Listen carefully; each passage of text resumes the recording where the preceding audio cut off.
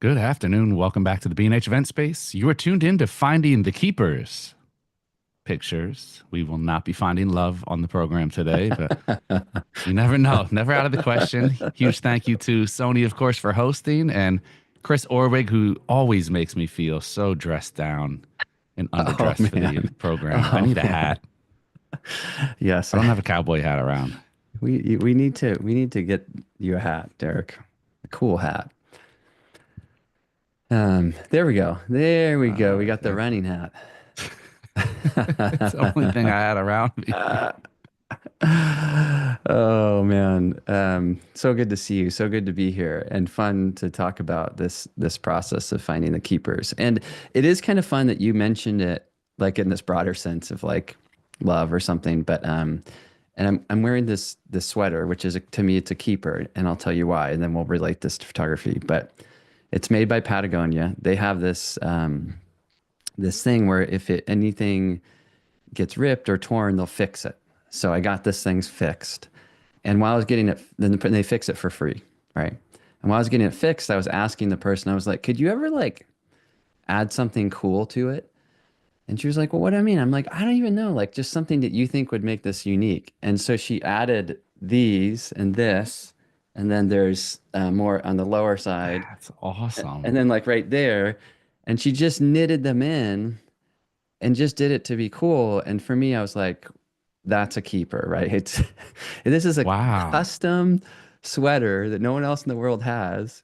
And that's just so fun. And I'm kind of, playing with this a little bit, but in photography too, I think when we want to find the keepers, it's not just like what does the rest of the world like, but what is, and I'm, running with this a little bit here, but what has our like little signature mark on it?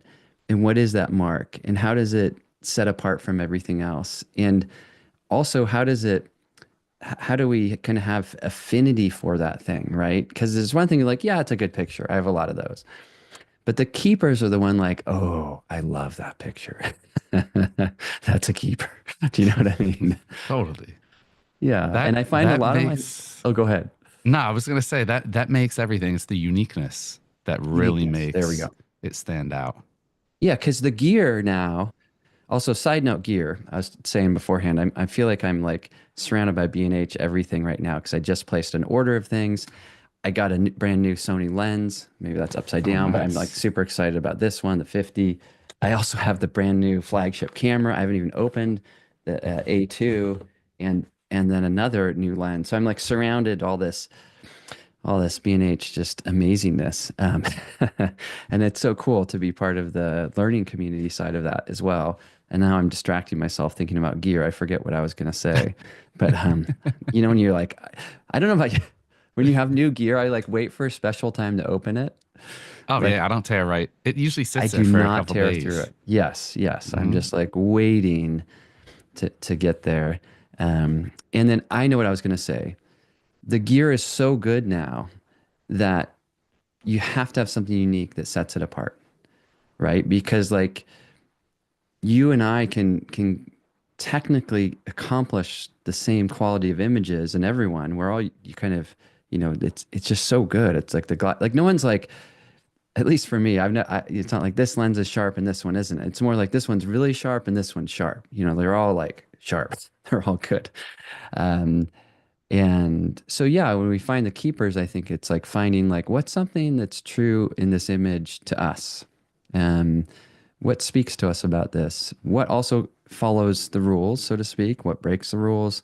It's all those things. So that's sort of what I wanted to talk about. And maybe to begin the conversation, I have images to show, go through those, do a little bit of Lightroom too. But for you, Derek, what makes a keeper? It's got to be something classic, something that I'm not gonna get sick of, that I always come back and I look at. A keeper for me is defined by the time between I take when I take it and whatever the current time is. The longer the time between then, that's when I can't anoint a keeper, Hmm. really a truly a keeper. Obviously we cull and we pull images out, but a keeper for me is something that has withstood the test of time. It's almost like Hmm. getting into the Hall of Fame, Okay. in any sport. Yeah. You can win championships, Yeah. but the one thing you can't be is you can't be anointed a member of the Hall of Fame until your career is over and a number of years has passed and you're eligible Mm, for the Hall of Fame. So for me, a keeper is kind of a title that I put in retrospect, looking back, like, wow, I took this image 10 years ago. And every time I look at it, it really just stands out to me. That to me is yeah. a keeper. So it might be a keeper at the time, but I Yeah. don't know it until it withstands the test of time. Yeah, that's a really, I like how you're bringing in the idea of time too, like how we edit our photos, when we edit our photos.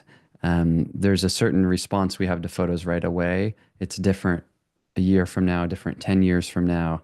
And I think kind of, I know you were kind of tapping into this idea of one that timeless and it lasts a long time. But what I find, because I mentor a lot of people, is that they'll overlook keepers because it doesn't maybe have as big of a hit when you see it. You're not like, oh man, and so they're selecting the oh man, wow photos. But then those, it's almost like they're not quite subtle enough. And they're exciting, but they don't have the lasting power. They kind of like, it's like a firework and then it's done.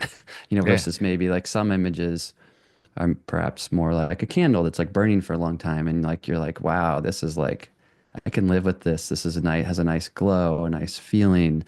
Um, and they're both great. Everyone has a different quality, but I do think the idea for all of us is thinking about timing. When do we do the work? When do we revisit old work? And when do we maybe even take images and say, this is a Hall of Famer? And what do we do with that? Um, and and how do we navigate that and not get lost in the mud and muddiness of all the non-keepers? Because Mm. the reality is it's like, and I'll show you, today, like there are a lot of non-keepers. And what I found with my students I'm mentoring a lot, they'll get really discouraged. And I'm always like, no, this is an iterative craft. Like you're working, working, working, working, working, and then a magic happens. And so all of that working isn't wasted time. It's not like saying you're a bad photographer, you're not creative or whatever. It's getting you to that point, but you have to like not let it reflect poorly on you, if that makes sense. Like I can't believe I did that. Oh man, I mean, I guess we can feel those things, but I mean, it's important to feel that, but not let us just get so bogged down that we miss the keeper. I guess if that makes sense. Can you relate to that in your own workflow?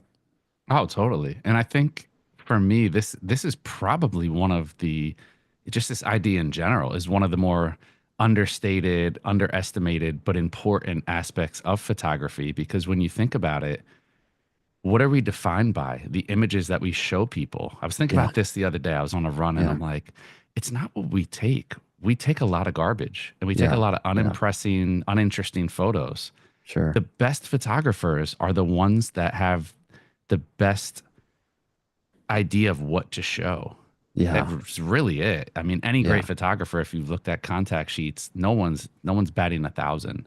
yeah. No one. And so I think really finding the keepers is something that we focus on taking good photos, but we don't focus on what we put out and finding our best work to Yeah, show. yeah, yeah, yeah. And also when we get there, thinking of a photographer I was listening to this interview with, he was talking about photograph. It was a famous photograph he was reflecting on, and he said he'd done the shoot with this band, and he felt like after the shoot he just didn't get it, and so 2 months later he went back to them and say, "Can we do something else?" And then they got it, and they created the iconic photo of whatever it was.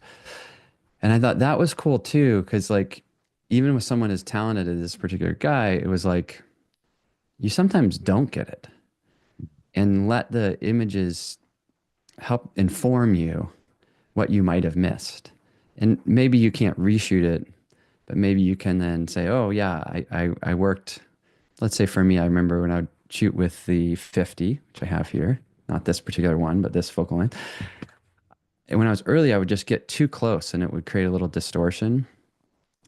And I would be upset because I would be like, it's like, it's so close to being a good photograph, but I just was, the camera distance was too close to the subject. And rather than letting that say, okay, this is a bad thing, end of story, say this is a bad thing. And now, Chris, only get as close as waist up with the 50. And that's one of my rules. I'll never photograph someone closer than that when I have a 50 on my camera. Because I know anything else than that, it's just not really gonna, there's gonna be something a little bit wonky about it, you know? And so anyway, just letting the edit inform you of that and be like your mentor and be like, yeah, Chris, figure it out, create a rule for yourself, you know? And, or in the case of that famous photographer, like, yeah, like you did, it's not there. You're looking through it. You're just not finding it. Cause I think sometimes we want to find something so bad. We're like, well, yeah, that's a good one. But then we kind of know in our heart, it's good, but it's not great. It's not Hall of Fame. And so then what I find with my people I mentor is then I'm like, okay, well, why not? What's the essence or the quality that's missing? Like I've was mentoring this guy yesterday and we had this really amazing talent, great set, all the things. And he was showing me the photos and he said, what do you think? You know, and I said, well, the lighting is like on composition, you're really doing that. But the model in this case was a woman. She looks kind of distant and even a little bit afraid. And we had this whole conversation, and then he kind of realized like you're right. Like there's something that she has her guard up or something, right? And he had this really loud music playing. He was trying to create kind of a vibe with the music, and I was like, well, you know, here's how I would do it. And so I turn off the music, and then I just start asking about life, and she ends up talking about where she's from and her family and her interests and her faith tradition. And suddenly she's like, humanize her, and then we create some images. Then he creates some others and he compared them and he was like, yeah, it was like I had a model and then I had a person. And it was still kind of going for a model look. Does that make sense? Totally. And he realized one of the things he was talking about was that music in that case might have been the problem because he liked the music, but, and I think he was right. I don't think she liked the music. And so Interesting. it was getting the photographer in the vibe and she was just like, like this, whatever, you know, some, you know, I don't know, kind of dramatic music. And so, which was like, yeah, that's what a cool learning, right? And the next person we worked with, he asked the person, like, do you want to create a playlist or do you want, what music would you like? They chose the music. So wasn't for the photographer, it was for the subject. Anyway, you get where I'm going with this, I guess, is just Totally. this whole idea of, um, working through these things so that we can find the keepers in the moment, I think is what this is. Like in the moment, realize like, there's a little bit of more distance. I should also say maybe you want vacant distance because that's the mood you're going for. And maybe it's too warm and smiley. Okay, then pivot that way. But the whole point is like, let the image in the moment kind of be a teacher. And when you can do that, then it gets you there a little bit faster, like in shooting and in post. Um, Maybe I should show images because I know we all love Go photos. for it. Should we do it? We want to Okay. see some visual. We want to see some. We This is, want to see it in action. I want to see some keepers. yeah, I want to see some keepers. I want to see Chris, like, Just drag your hard drive. We ruffle. want to see everything. Yeah, yeah. So what I did was I grabbed a couple sets of photos, and these were ones that were captured yesterday by this person I was mentoring, and I wanted to kind of go through because I go through with him. And what I found like first I would do with people I would mentor, I would let them find the keepers themselves, and they were always picking the wrong ones. Yeah, and then I was like, oh, we need to do this together, right? And then have a dialogue and learn what he's looking for or she's looking for, and then go from there. So I haven't yet even really seen these images because it was just yesterday. Um, they're just raw, and be kind of like, what do you do on a first pass, and how do you start to do things to organize them? We'll also look at a couple other folders of images, which will have a few little more organizational thing. But one of the things I like to do initially is however big the set is, in this case, it's not super big, but if I had the thumbnails this side, I just would kind of scroll through to get in the mode of what we're looking at, which in this case, natural light, studio backdrop, and subject with hair on head, wearing a glittery dress. And this is all kind of obvious, but it gives me a frame of reference. And maybe in contrast, I'll go to another one This is a guy who's a really big environmentalist. And so I would have like, he has a sweatshirt, he has a tree, he has a leather jacket. We have studio light stuff with him. Oh, then we have studio light on the green background. And then we have studio light on this brown background. And so the first thing to do is sort of like, what do I have to work with? What are the raw materials that are here? And the reason you want to have a sense on that is sometimes you get to the end and you're like, oh, that's it, um, or oh, now suddenly I'm in a new lighting situation. So I kind of like to have overview, start big picture, right? And then the next one is double click to zoom in. And for the first shot, I'm guessing because I was maybe helping him, I feel like this is a keeper, so I'm going to add a 1 star. And the reason I'm going to say it's a keeper is I think the posture's good. I think the light's good. If we, kind of, whoa, not zoom out, but zoom in, um, hair and makeup's kind of cool. Um, Background, it works and a little catch light in the eye. So it kind of has like things that are good enough to give it a 1 star. And my approach to it is I use 1, 2, and 3, and I save 4 and 5. Those are like Hall of Famers. I never give a more than a 1, 2, or 3 as I go through them. So in whatever version of software you're using, in this case Lightroom, what I'm doing is using my arrow keys and I'll move to the next image and then I'll tap a number on the keyboard. This one isn't a keeper. So, and the reason for me, the head tilts, there is kind of a mood and a vibe. So maybe I'll need to come back to that. And maybe now that I'm seeing this, Derek, I'm just going to go through a little bit quickly. So we're going to kind of be like, the mood and vibe I'm liking. So I'm going to give it a 1. So you kind of saw that I had to change my mind. I kind of had to go like, what's before, what's after? How does this fitting into the story? This one's sort of like, it's keeper, but it's a little bit like catalog-y, right? And then with this, I was like, oh, that's just so moody at first. So I didn't like it because it was right next to the catalog-y smiley one. But then when I saw it again, bounce back and forth, I'm going to give it a 1. This one, I'm also, well aware. And as you're watching this too, you may be thinking, well, the exposure is a little bit much. I do have a preset that comes in. So I shouldn't say this is fully raw. Maybe that's fully raw, but an import it adds a little contrast, boosts a few things. But this one probably is going to need a little bit of post-production because I felt like it was a little bit hot there. So sometimes if I'm kind of trying to decide, is an image worth it? Like this one, I'm feeling a little bit more worth it. In this point, I don't necessarily like the colors and everything yet, but I'm like, yeah, this now is going to get a 1.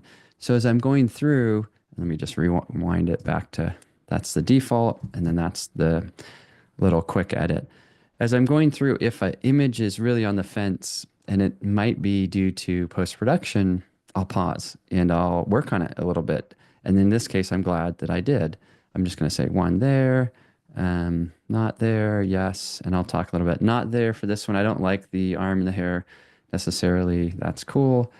That's sort of fun. It's kind of like a fun vibe. I think it needs a crop.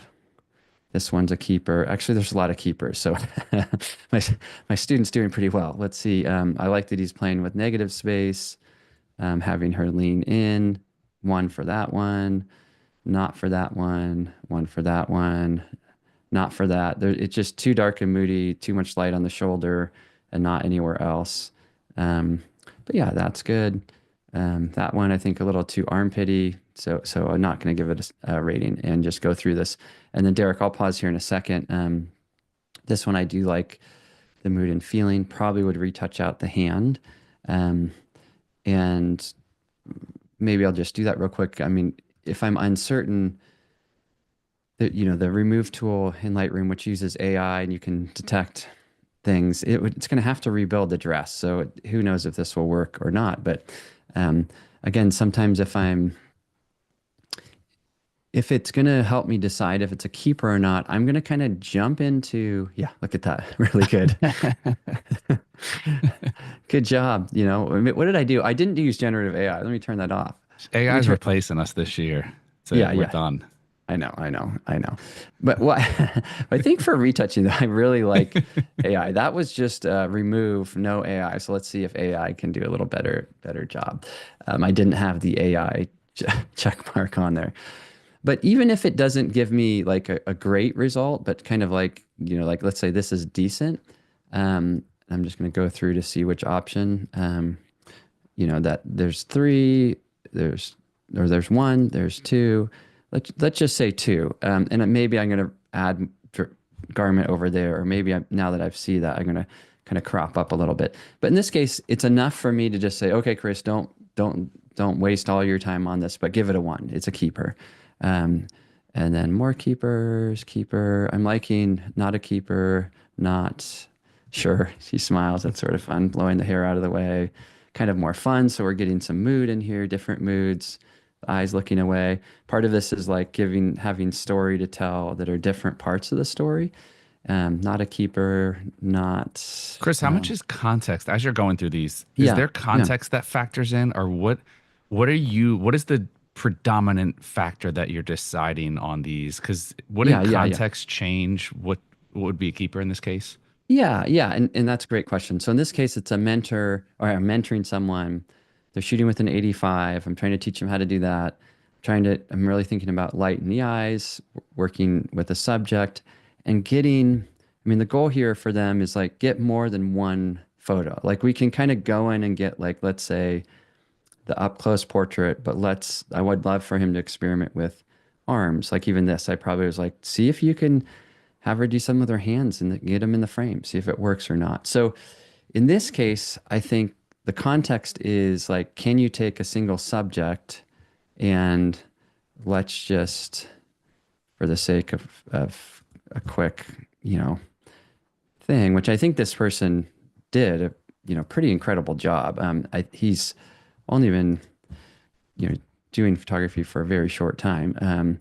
But let me just go back and maybe see if there's one more. Well, it would be better if we had like let's just say something like this.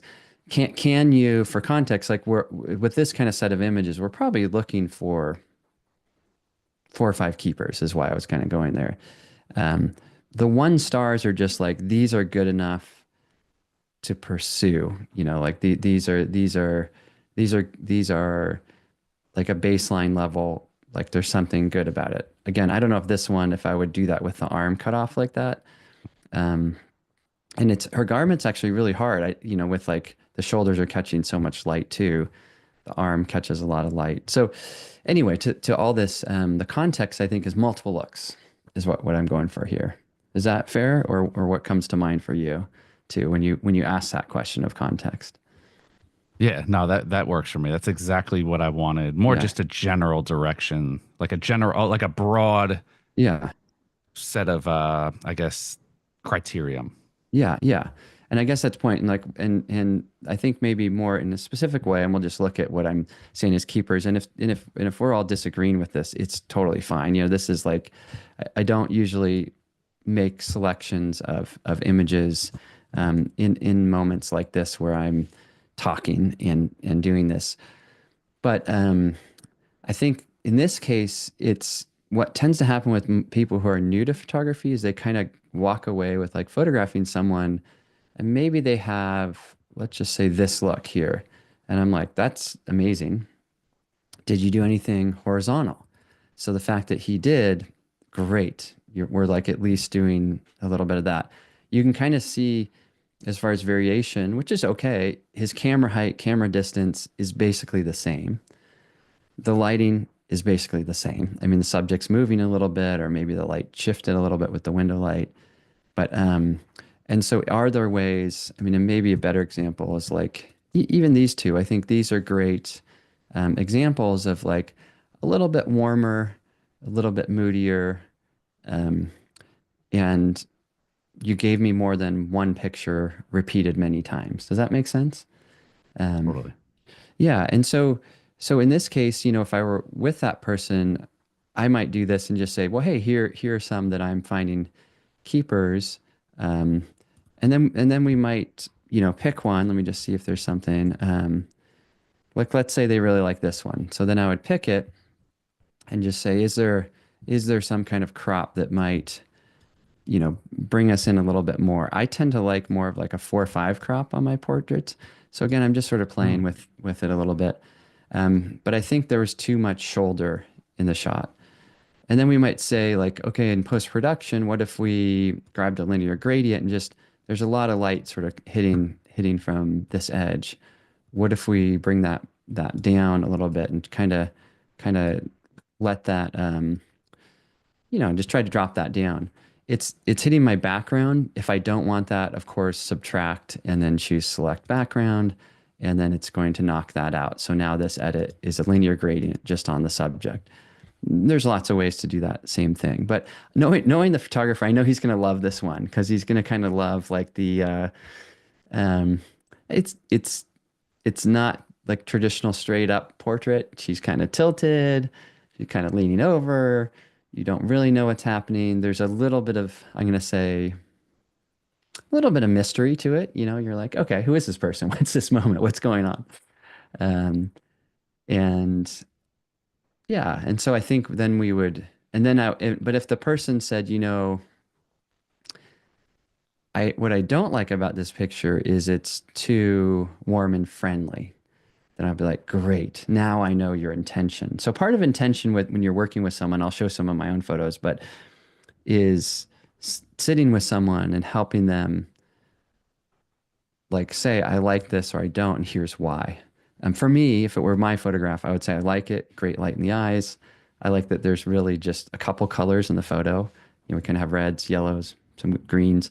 I like that the hair is a little bit messed up. And I feel like it's a little bit kind of quirky, but also interesting. So for me, I would say this is one. Now, is this a Hall of Famer?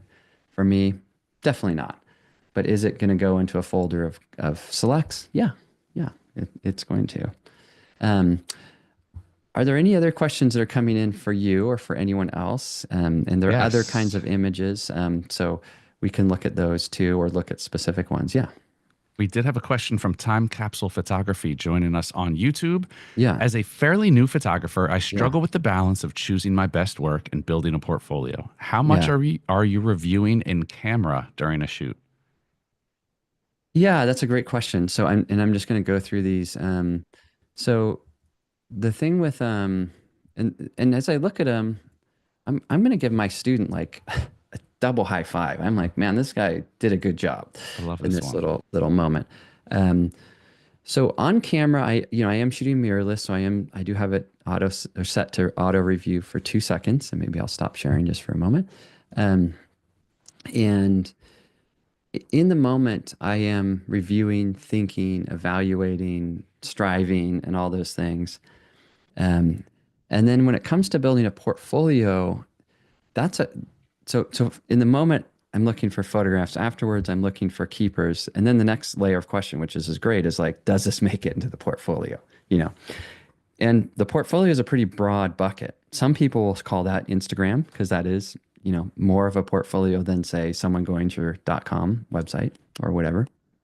Um, Someone else might say a portfolio is more like a book project and you're really aiming to do something for a fixed, outcome, or maybe portfolio is like for a specific client. So we'd have to define those things, right? But just Hmm. if we were just to go general, like what goes from like you liked it in the moment, you like it in post, and then yeah, I'm going to share this. Let's just if we can kind of simplify it. Um, in that case, a lot of times it's thinking about, does this fit into who I am, what I do? Does this fill a gap, or is this repetitive?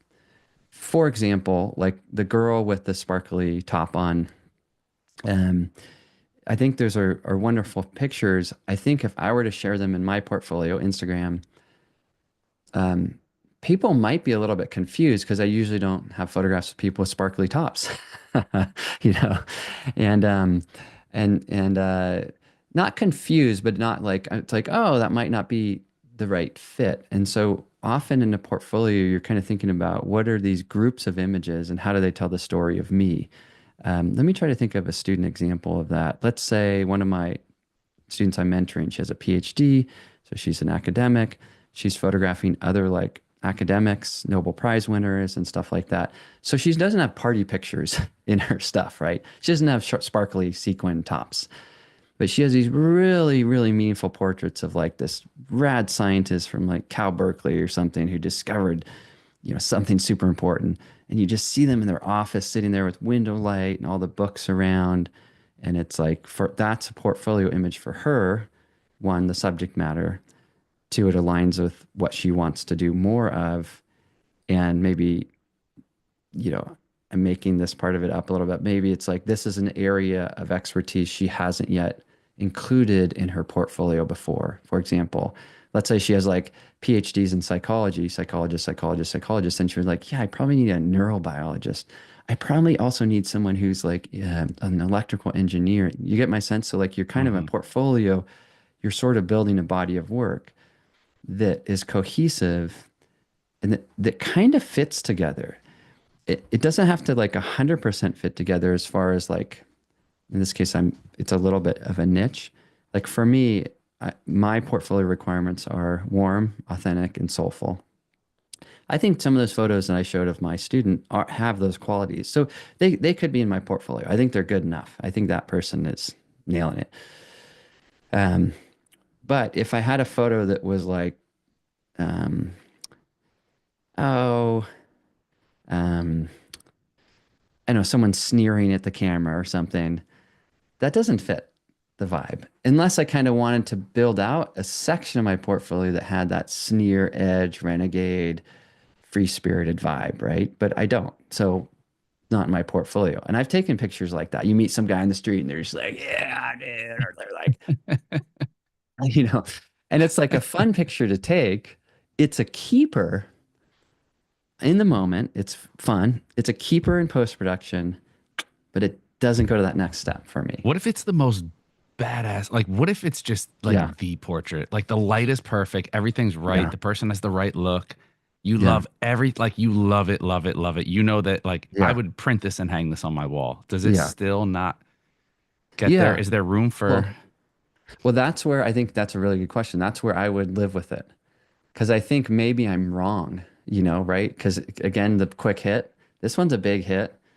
And I think the hit for me is like, that was so fun. Oh, dude, that is just great. The guy, like, you know, and then I'm like, yeah, but it's not in my style. In this case, the hit was a little bit negative. It was like fun, but I'm like, but then I think to your point, I come back to some of those and I'm like, oh my gosh, this may not be like warm, but it's like raw, authentic. And that's like an area I want to grow into. And I love it. And it's like everything else makes all my other work just feel kind of dull and flat. And this has this energy. So I think it's like back to that thing of letting the photo teach you. And some of those good photos teach you, they haunt you. And you're like, I don't know, what about, um, and that's the portfolio question is really important because you're essentially building a story, right? I mean, it used to be we'd have a book, and it used to be when I taught at photography school, students would have so many pages, so many photographs, and you do these things like, does this image fit in this book? Because sometimes you're like, huh, like where'd that one come in? I think we're obviously with the internet, we're a little bit more accepting of variation. Yeah, if you look at the greatest photographers, you look at their work, you're like, ooh, yeah, it all like jams, fits, feels, vibes together. I think same thing, musicians, we talk a lot about that. Not that we have albums anymore, we can, because Spotify, we listen to whatever we want, but it used to be if there was like 10 songs and one of them was just like out of left field, you would be like, what's going on? An album would have like a cohesiveness, a collectiveness, a interconnectedness, a thread that like bound it together. Um, my kids and I too love Taylor Swift, but I think her work has that. Like she releases these groups of music that are like it all works well together. It plays well together, and so his portfolio question is really about that. It could also be about just like where's a weakness, or where is a show, like show off a little bit. Like one of my students really wants to start shooting from the water because he wants to show that he's capable of that so he can get more of that work, right? Or I remember someone said early to me, like in my work, a weakness was that, I just started off photographing my friends, and they're like, yeah, you really, I'll just be a little frank, but they were like, yeah, you really have a lot of white people in your photographs. And I was like, oh my gosh, like you're right. And I was like, I gotta fix that, because that's not like a portraiture to me is like the most inclusive thing ever. I just think I'd started with my immediate surroundings, and that's what was there. And then that person helped me become aware of a weakness in my body of work. And I was like, okay, I want to grow in that way. So sometimes when it comes to portfolio, it's like evaluating what's missing, just that needs to be there. What's something you want to show, like kind of show off that you're capable of, so you get more of that. And then also, what's that whole story, right? And so the keeper process, that whoever asked that question, I should like give them $20, but it's like, it's so important to have it in this larger context. Because so much, some people are like, they love photography, and they're like, they don't like the editing, and then maybe they're oversharing or something. Or, there's three steps here. If one of them breaks down, it doesn't turn out well. You know, you got to be good at on camera in the moment, whatever the thing is you're working with. You got to see the editing, selecting, processing. This is art. This is like art making. Raw files are just like these raw, like raw clay, like ready to be worked with, and then of course the sharing. There's a thoughtfulness there. What's coming in for you? Because I kind of talked forever about that, but No, what I was thinking as you were talking was yeah, the differentiation between a portfolio and other bodies of work, because it is the one body of work where you don't really allow for breathing room, right? When you do a yeah, book, I got all these photo books sitting here, yeah, and even some that are just amazing photo books by top tier yeah, photographers, there's breathing room. There's yes. pages that are empty. Mm, There's mm, images that are role playing images and story development images and images that are right. kind of, it's like we love our analogies, Chris. It's, Yeah, yeah, yeah, if we you get do. constant dopamine hits and you have no, it's all Mm, peaks and no valleys, yeah, you won't differentiate a peak from a valley if you don't have the two. You mm, need sour to really appreciate sweet. And I think right, that's the portfolio is the one area where that doesn't reign true. And I think that's what makes portfolios so hard and harder than other compilations such as books, projects, all that, because we can have a down. We can have like, okay, here's a couple images that aren't really bangers, right. but it sets up the home run. Yeah, And yeah, it yeah. kind of You're right. each piece tells a story. We're not looking, but the portfolio is really where you want to trim the fat and you want your best work out. It's better to have five really strong images than if you put five really strong images in 20 not so strong images or average images. Right. It weakens the five strong images. And that's where it gets back to what we were talking about earlier, where it really is the discernment that makes the quality of the photographer, not the skill in what you press, which ends up on the back of the screen. It's the discernment in choosing which images to show. Because if I only show you five great images, you're going to say, wow, this guy's an amazing photographer. He has a great eye. If I Yeah, show you yeah, five great images mixed up in 30 yeah. subpar images, you're going to be like, okay, a broken clock is right twice a day. Right, right. Okay.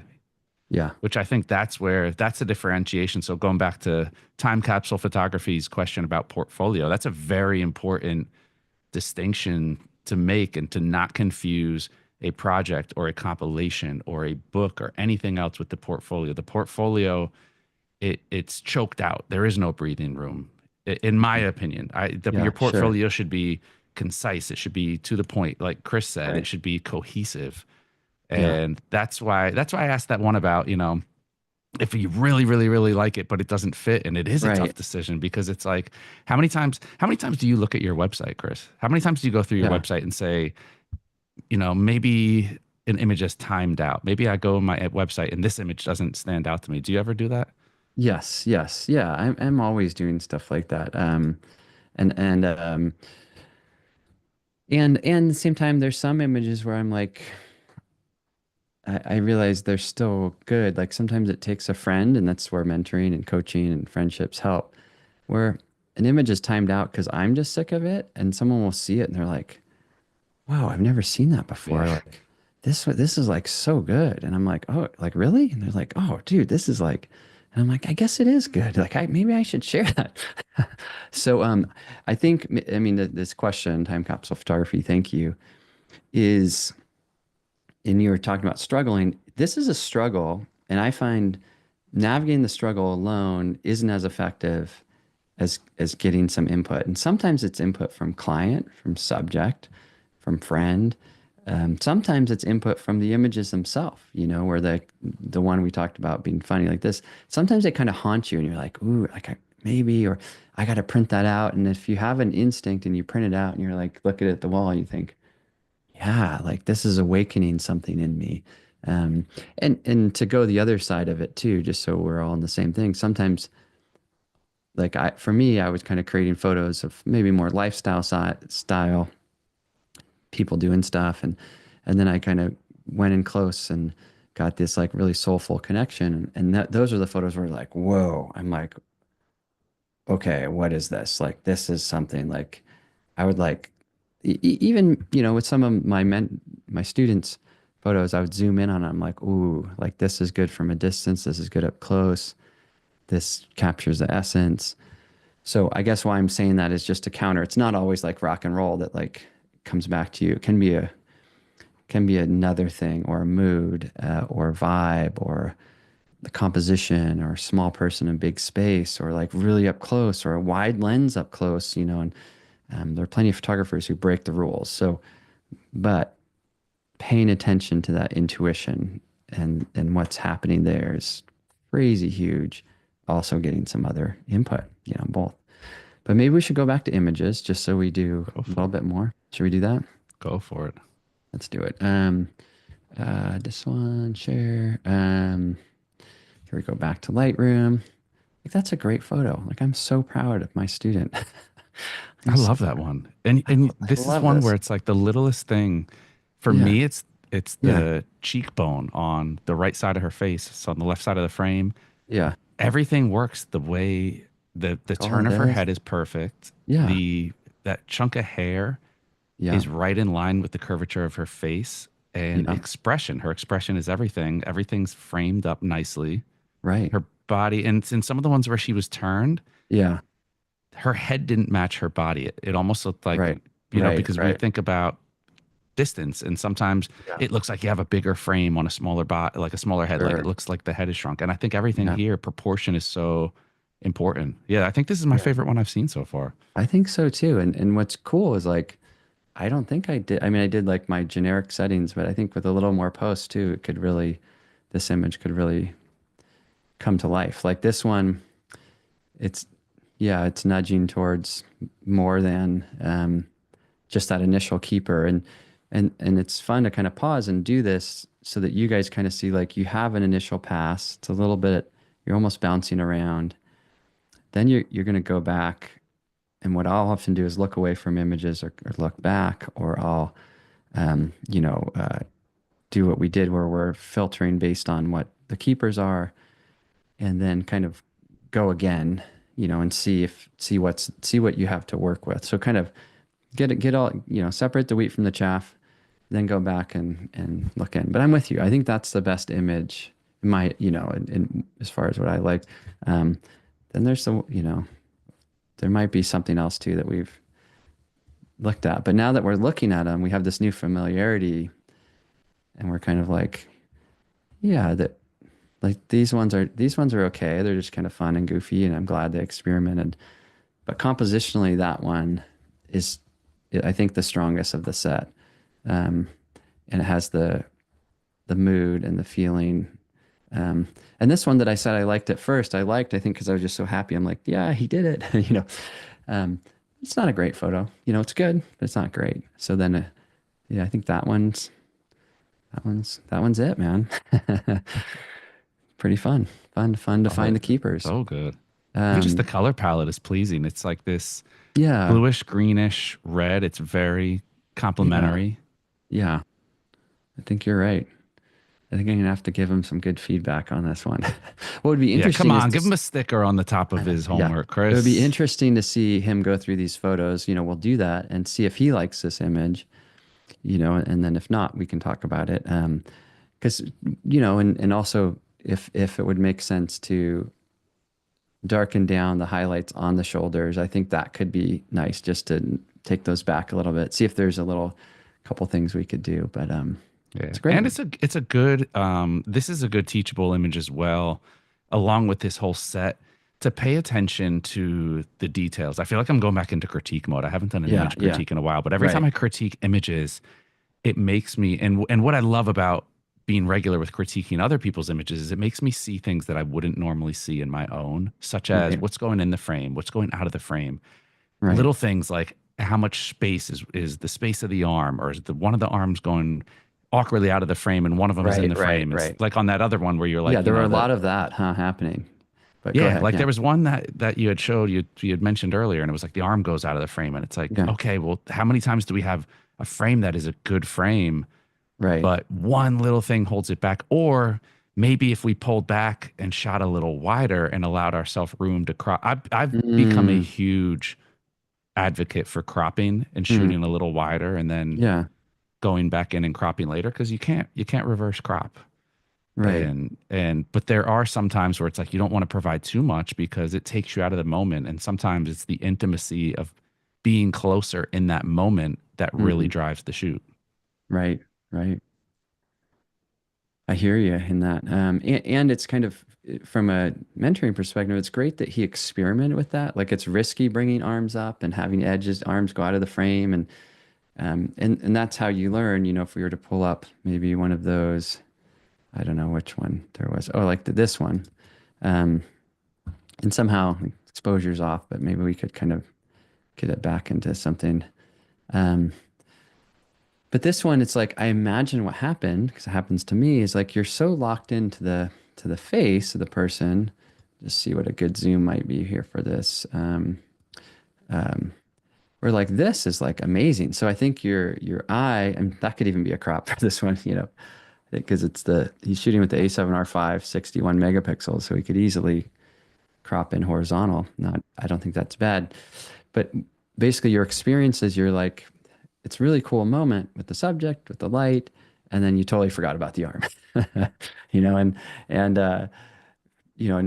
if you're new to photography, often they'll say like, look at the subject, but then travel around the whole frame and see are there any issues, problems on the edges, and I would say that is, and maybe if we just do a virtual copy, command apostrophe, and then tap the R key, and then just create a rough, horizontal crop. Could this image, if this were a client and this were a brand and they, were doing multiple things, this is a totally viable, I would even say great image. I would do a little bit with the skin tone down here, like darken this up just a smidge, and do a little bit of contrast and a little bit on the background. But I think this is a great image. So kind of sometimes in mentoring, I'll talk about let's find the image within the image, and um, and in this case we find it within. And then the other thing this image would teach us is, yeah, just like be a little more generous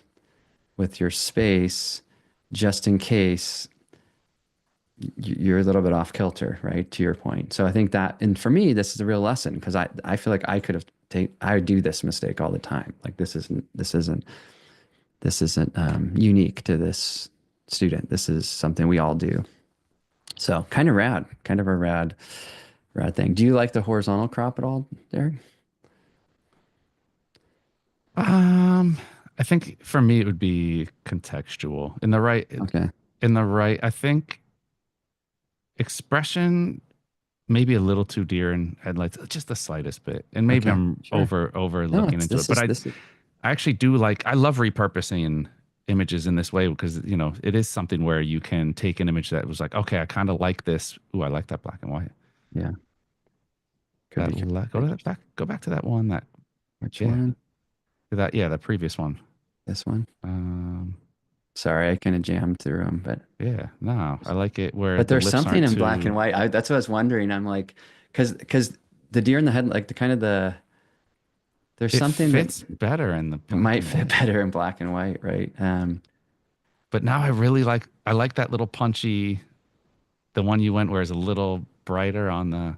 It Okay. had a little bit a little more of like it reminds me of you know how you can bring like that bright pop to a Mm-hmm. portrait Yeah. where if anyone else does it, I'm like, ah, like if I did it, I'd be like, oh, lost too much detail in the skin. But when you Mm. do it, it's like more, it's like a beautifully balanced, washed out kind of look, and it looks so Yes, nice. yes, yes, yes. I do that a lot. But it looks so good Uh, when you like when I do it, then I'm like, wait, people are gonna think like, and then I start worrying, and I'm like, oh, but this isn't me, and it's like, but then when you do it, it looks so good. well, I think thank you, but but I think that you're onto something too, and it's I'm just obviously playing around a little bit, but that and obviously that was a little bit too much there, but and I still don't like.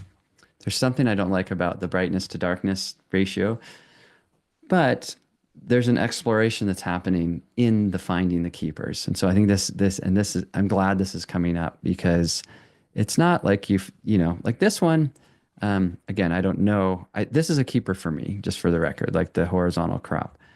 I don't know if the crop is so color or if it's black and white, but I'm just going to say color because I know clients love having negative space. I like that it's not centered. I like that most of them were horizontal, or excuse me, vertical. This is horizontal. So if these were my photos, I would send a client. And then I would start playing in post and see if there's another version or life that this might have. So sometimes the find isn't just, did I get it right in the moment, but is the art of editing helping me discover?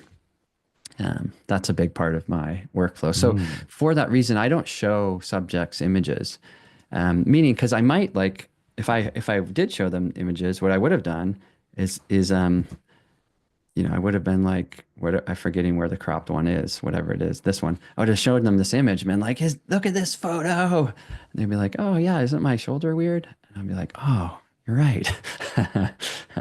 um, I like to.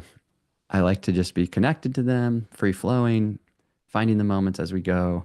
And then, of course, the art of editing, finding, and then deciding later, does it go? And is this one like a Hall of Famer? I don't think so. But is it definitely client worthy? For me, it is. It checks the boxes. Um, I think she would like it. I think if this was for a brand, they would really like that I gave them, you know, like even if we just do you know, we need to work on color to get them a little bit closer. But if we Mm. gave them a couple of things, um, yeah, we need a The few more I others. look at that one, the more I do like that one. Okay. Yeah. Yeah. It's growing, huh? A little bit Yeah. on, yeah. Yeah. And there's probably some others that we And haven't it's quite, just interesting to really as you go through these, it's really splitting hairs sometimes, and it can be the smallest thing right. where a difference like the eyes and the mouth makes such a difference if they're Yes. open or closed a Right. eighth of an inch. Yes. Yes. Totally. Yes. I'm 100% with you on that. Um, I'm wondering, maybe I should do, just for timing's sake, let me just think. How are we on timing, Derek? What should we do here? It is Uh, 3:55. okay. Um, what I want to do is just this is the same student. This now he's photographing someone who's this kind of big deal environmentalist, and so he wanted to do this thing with him holding a tree. And these are all the raw photos. Um, and then had him do some stuff. You know, you try out couple different backgrounds. Um, so just randomly selecting a few different photos from the set. But again, I just wanted, and I think this why I wanted to go here was just to like go back is like first, like, what do I have to work with? Well, I have Guy on that same backdrop we saw before. I have Guy with some studio lights holding a tree. These are not necessarily the keepers. There's one where he did studio lights on black background. That's definitely not a keeper. Like once it's blacked out, he kind of looks cut out to me. So I'm already kind of knowing where I have to go. And then let me just kind of whittle this down a little bit. But if this is essentially what I have to work with, right? With like, and this is like it's kind of random that I just like selected those, but this is a decent set of images. In this case, one light, um, and trying to tell the story of this guy. Now, could all these images benefit from post? Could they benefit from fine tuning? Or some of them too yellow? Some of the skin tones need work. Yes, all those things, but that doesn't really matter. What does is kind of like, okay, what am I working with? And then how do I go through the different sets of images, like the ones on that one background, the ones on the gray, the ones on the green, the ones on the brown. And then within each of those subsets, find the keepers. And every shoot I found, and I'll just stop sharing here, but every shoot I have found has little subset moments. The first one we started with basically was a subset of a moment, right? Like that was an outfit and a background. But then there were two other outfits, two other backgrounds. And so what tends to happen sometimes with my students is they get so excited that they're kind of like, I want to go to that one thing I really liked. I'm like, no, no, no, just hold on. Let's start with right here where, we have these images out of this group, what works, out of this next group, what works. And the reason I'm saying that is finding the keepers can become exhausting and tedious unless you, at least for me, unless I break things down into smaller groups. The last little illustration of this for me is like if you photograph a wedding, I'll have like the rehearsal dinner, that's a group. I'll have the bride getting ready. I'll have the groom getting ready. I'll have the bride and groom before the wedding. And I create collections of all of these different moments. And then from in those collections, I'm looking for the keepers versus just going through 3,000 photos and hoping to find the keepers. It's like smaller groupings is the key to getting to the good stuff. Mm. We had another question come in. Yeah. From Time Capsule Photography. Do you ever have to walk away from a big project before making your final selections to avoid over or under exporting? So do you ever have to walk away? Yeah, I do. I'm usually, I think we all are a little bit more overly attached to our work. I mean, at least I am, because I'm like, I was there, I did this. This is so fun. I mean, photography is so fun. It like lights your heart on fire kind of, and you're like, this is so cool. And so, for example, with the arm being cut off, I might have missed that because I would be like, oh, the light in the eyes, like this is so cool. So in that case, I might overshare or over export to your point. And then sometimes under too, like sometimes I'm like, I'm just like, something set a tone that was negative about a shoot. Maybe it's like inventing this, but I got a speeding tick on the way home, and I'm just like, and then you go in and you do the photos, and you're just like, that was such a bummer. And so then in that case, I'm not quite open enough to the images and letting them speak to me. So yeah, I think that's a really good thing. And walk away is always a key. And if you can't walk away, I look away. I close my eyes. I look back. I often go do a different task and come back. Photos, the best photos in the world, we will get tired of them. Like let's just take whoever best photographer in the world. Let's say Steve McCurry, amazing photographer. If he did a slideshow of 5,000 of his best images, by image like 700, we would just be like, oh my gosh, like this is good, but it's like too much. That makes sense, Yeah. And I think there's a reason songs are usually about 3 minutes and their movies are usually a certain length. We can only handle that kind of visual stimulation so much. So sometimes we tire ourselves out just because of quantity. As photographers, we're looking at a high quantity. And so I think, again, time capsule photography, the walk away gives you that fresh perspective. And you saw that happen here. We kind of came back and we're like, whoa, I kind of like that one, because we left distance. Yeah, a little distance. Yeah, the first pass, you're kind of like critical. I don't know, maybe yes, no, I'm okay. Yeah, or you don't know what you're looking for at that. Like it's still so new and fresh, and you got to separate from it. Yeah, and you don't even know it's there, and that's kind of what I'm saying. I know I'm saying the obvious, but like once, and hopefully people saw that. Once you kind of are like, oh, this is like the breadth of what we have, and then this is within that what we have, and then within that, oh, that's it. And for me, I have to honor that whole process to get to my best work. If I shortcut it, I don't get to my best work. And if I just think I can, like, basically, it doesn't happen quickly. I have to trust the process. It's like, I mean, we talk about all these analogies we have, but it's like fitness. For fitness, it's like trust the process. Like working out once isn't going to get you fit.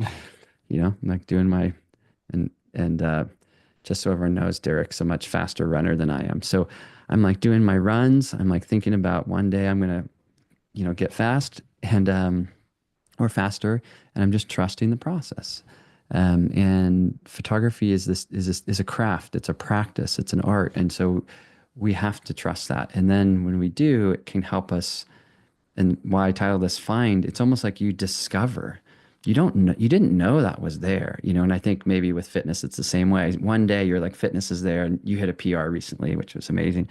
But you're like, wow, like that happened. The process worked, and that's the beautiful thing about photography. Also, of course, letting the images and the art like have a life of its own. And sometimes it surprises you, like, wow, that's amazing, or something else. And not being too controlling, too critical, too quick. I like what you said about being in the right frame of mind as it Yeah. pertains to looking at your images. And I think I Mm, want to call that out in particular because it is so important. Especially, look, we got time capsule photography engaging today. So, time capsule yeah. today is all yours, your personal Yeah. little moment here.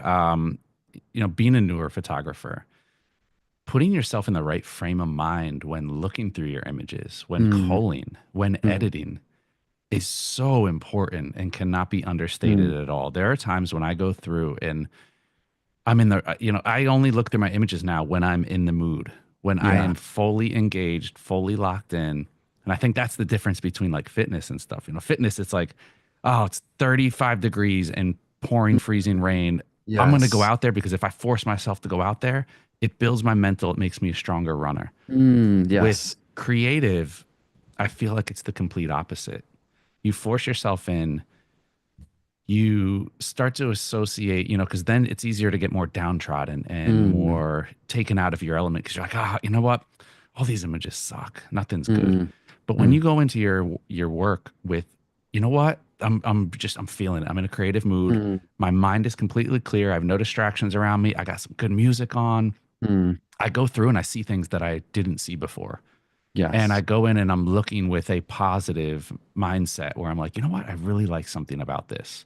Mm, And then if you ever, no matter what you're working on, yeah. it's always better to have a little bit more because you're still not Yes. going to go crazy. You're not going to start Yes. throwing a 1 out of 10 in with the 9 out of 10s. You're not going to Yeah. do that. But you might throw in a six that is a six there, but in the right context, paired up. We talk about this when we do image critiques, how important sequencing and pairing is. If that might six might be elevated to a nine when it's right to the next to the right image.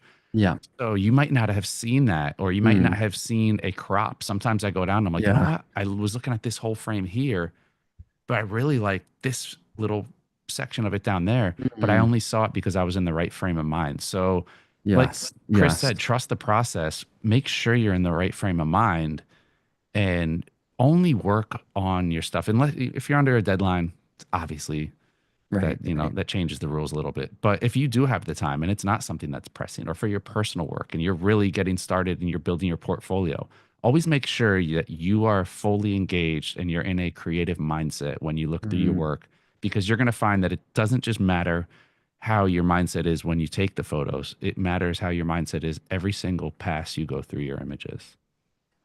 yeah. And just to add to that, I think with the mindset component is to have a lot of self-compassion. At least that's for me. Yeah, Just to be you like, have to, okay, that didn't work, but that's okay. And and learn from it. yeah, and learn from it because, they often say anxiety closes things down. It's a narrowing, it's a lessening, where creativity is a curiosity, it's an opening. So I think creativity is much more compassionate than Hmm. anxiety. Anxiety is like, this is wrong, this is bad. And then shame is like, I'm wrong, I'm bad. So we don't want to go there. But being creative is like, oh, okay, let me be open to this. Let me see what it is. Let me do that. And that, yeah, that mindset is incredible. And even like the idea of like what am I doing at this moment? Like, am I, you, you know, like some people are like, oh, I hate this time in front of the computer. I'm doing the time I hate the most in life. It's like, okay, well, you kind of set yourself up for failure, you know. You have a you have this sort of negative intention that this is like a task that you have to do and it's dread, versus like, man, this is art. Like, what a gift! Like, Yeah. what a gift to be alive. I mean, how cool is it to have cameras and to photograph things and notice them and evaluate them and get to work on them and make something come to life that couldn't have come to life any other way? And you know, if you come into that and you're like, oh, what if I, you're like, what if I find something cool? You know, it's a It's perspective. You know, we always talk perspective. about Yeah. perspective. And I think if you use that, how many times, like, if I were to say, Chris, tell me about your 5 favorite photos and why they're your favorite photos, what you love about them.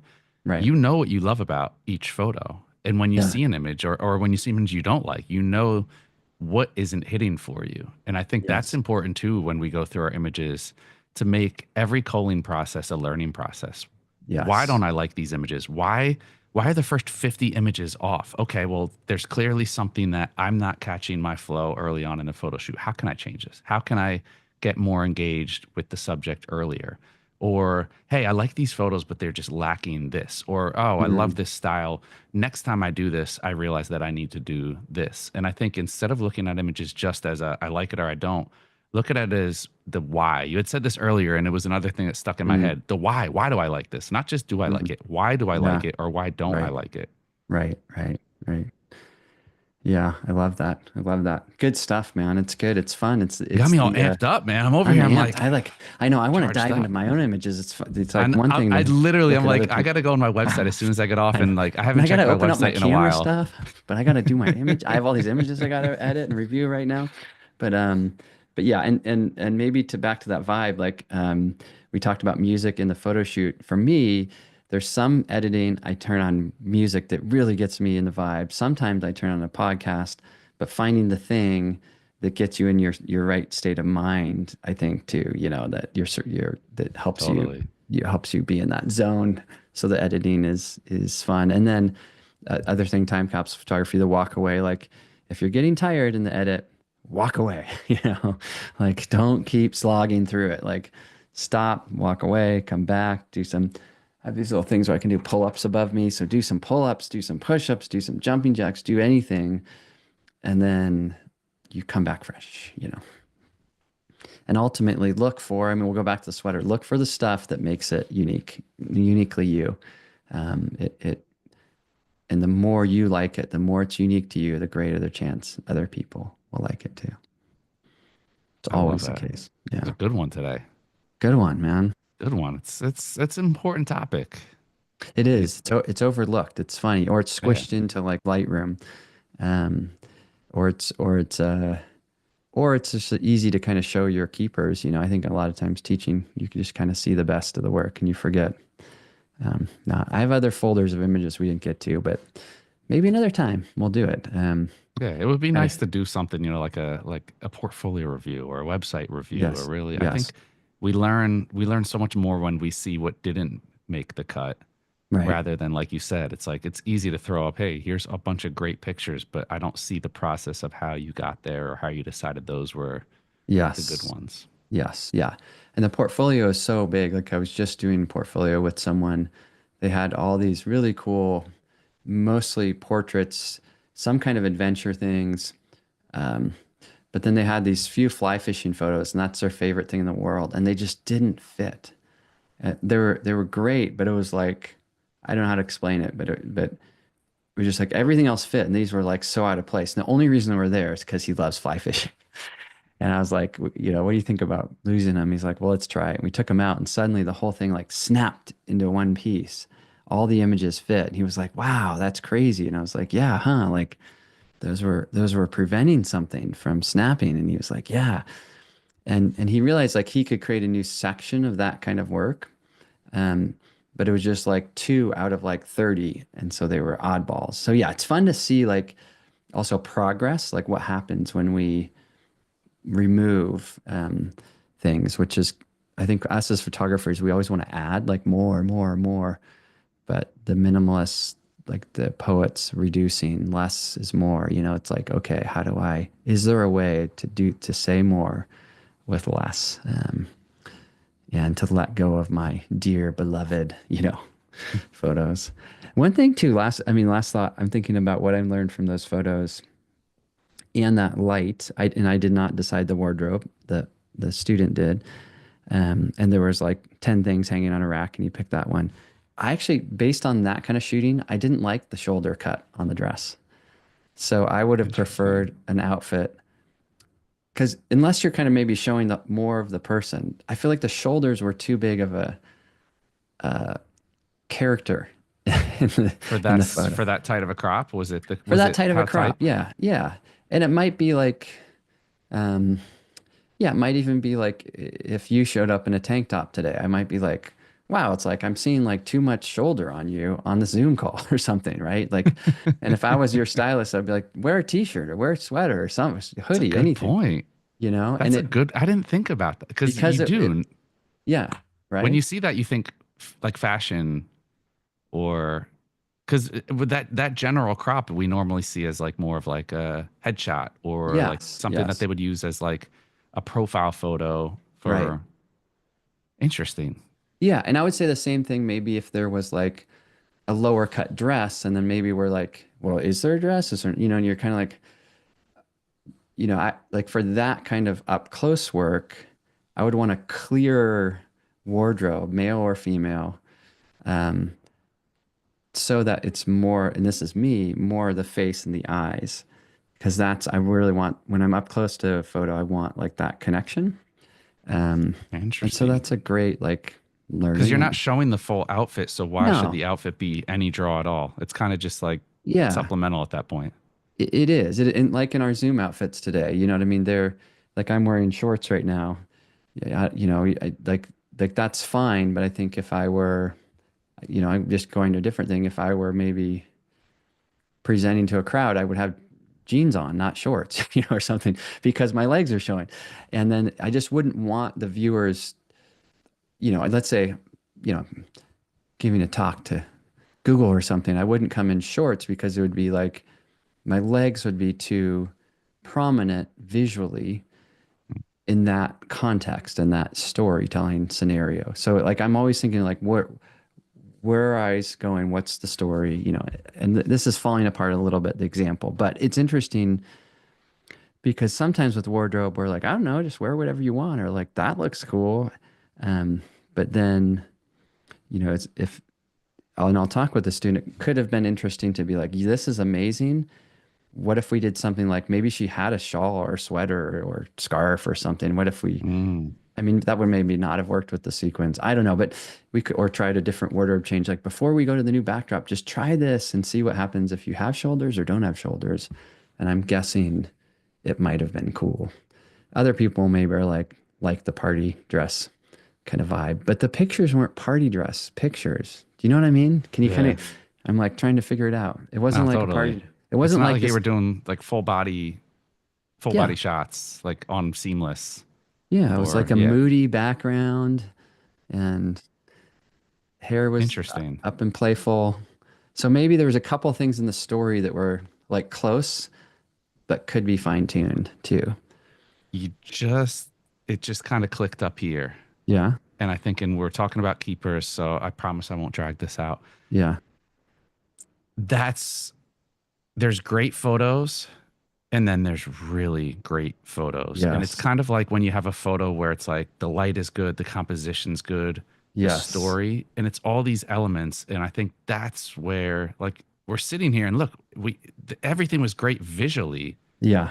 or from the outset looking at it visually. But then when you Yeah. start to look at it more, and Yeah. then we gave ourselves distance from it, we got away from Yes. it and we talked Yes. about other stuff. We came Yes. back to it and then it starts to set in. Well, it's like, okay, but what's the context? Now that I'm Hmm. looking at it, perfect. Right. Right. Uh, Right. what's Step Brothers? Where everything's cool. The guy, Yes. they're in Yes. the Yes. Yes. tuxedo scene when he's sitting Yeah. behind him. And then I won't go into, you guys already know what I'm talking about. But after that, he's like, all right, well, now the tuxedos seem kind of effed up. And it was like everything's cool at first and everything's jiving. And then it's like something happens. And then you're Yes. like, okay, well, now the tuxedos are weird and they're not funny, and and so I Right. think it's one of those things where it's like once you see something, you're like, wait, hold on, Hmm. shoulders. I knew there was something that maybe you didn't like, the sequins. It wasn't my style, Right. but then you start to kind of break it down a little bit, and then you're like, okay, well, yeah, why is she on a seamless backdrop in a cocktail dress, but we're not shooting a Right. full cocktail dress? This story doesn't make sense. The story's falling apart, and then it Yeah. comes off like, okay, you just went and did a photo shoot on a seamless backdrop, and then it's like, You did. boom, that's the element for next That's time. it. The story Yeah. has to fit. Yes, it does. And this is great because now I have stuff to talk about with a person. And step one of the mentoring is like, good, he did a great job with the light, with the eyes, with the connection. And then step two, to your point, is like, and let's bring the story together. And maybe that would have meant like creating a moodier background or maybe a different kind of lighting, or for that kind of light and background, a different wardrobe. Right. So making the alignment of the story really important. Um, and I know some people are probably thinking, well, I can't control what people wear. Definitely. But we could have had her maybe step in front of like a dark gray, moody background, and then it might have really worked instead of like the painted seamless, which was like just happened to be there. So we're like, yeah, stand in front of this. It's like, it's cool. I mean, You look, know? it made great images. Yeah, yeah, But yeah, if we are going to talk about, really, we're talking about keepers, and these are the yeah. things. It's like a teachable moment for our Right, viewers. It really, you should be asking a ton of questions about your work, and you right. shouldn't be content to just take one. Oh, you know what? I like this. It's kind of cool. The lighting's good. No, Yeah, dig deeper. Is there some? dig a Do you little really deeper. love it? Give yourself Yeah, space from it. If you come back to it, do yes, you love it just as much, or does something right, not click? And if something doesn't click, try to get to the bottom of what doesn't click. Why doesn't something click? And right. that's how it may not be for this photo shoot, it may not be for this photo, but Yeah, that's how we get better over it time as we is. start Yeah, to eliminate these things. And the more questions we start to ask during our process and yeah, the less questions we have to answer after, yeah. that shows that we're getting better as photographers. Yeah, yeah. And that's back to time capsules thing about kind of reviewing in the camera during a shoot, but in that the review intuition of like what's happening, and maybe in this case it's like, yeah, this works here, but now let's just step 2 feet over to the left, background's gone, and there was this cool concrete distressed wall. And then let's also maybe bring a little light that has a little snappy sizzle to it. And then it's like, boom, that works, right? So yes, review and let that inform what your next step is. And I think I have a friend who always says, "What's the next best step?" And I like that. And in this, I think there is a next best step. There's a lot of great next best steps, rather than just being like, to your point, it's good enough. Oh, this is great, or like, wow, but getting curious Yeah. and creative versus anxious and closed down. And well, this is all I can do. I don't want to mess up. Um, We opened up a can of worms today for we sure. did amazing. Let's keep it going. Good So chat, man. good. Look, you're going to be back tomorrow. We're I back want to tomorrow. shout out Time Capsule because Time Capsule, look, we love this. Don't Yes. apologize. See, said Yes. sorry for hogging the chat, but I appreciate your wealth of knowledge. Thanks again for Yes. doing these. This is Yeah. what we're here for. And Yes.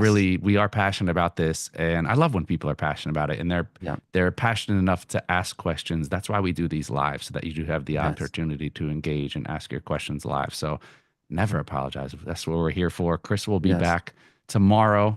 So Yes. we'll continue to open up the can of worms even further tomorrow. More conversation, more education. Chris, any closing words? No, that's it for me. So good to hang out and good to chat, and chat soon.